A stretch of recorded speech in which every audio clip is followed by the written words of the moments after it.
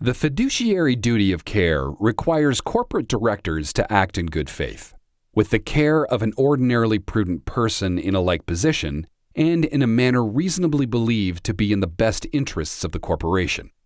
In the 1976 case Cayman v. American Express Company, a New York trial court considered whether directors breached this duty by issuing a special in-kind dividend of stock to shareholders following a bad investment decision.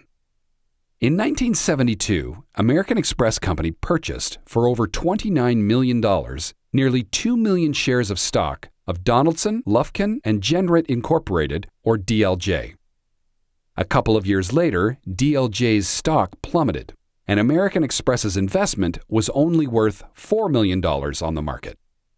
In 1975, American Express decided to distribute its shares of DLJ in kind to its shareholders and declared a special dividend.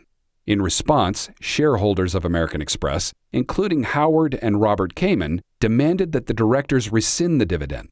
Specifically, Cayman argued that American Express could offset its loss against taxable capital gains on other investments by selling its shares of DLJ stock on the open market. Further, Cayman argued that such a sale would ultimately result in tax savings to American Express of approximately $8 million. Subsequently, American Express rejected the shareholders' demand and issued the dividend. Cayman then brought a derivative action against the corporation's directors in Supreme Court, New York County.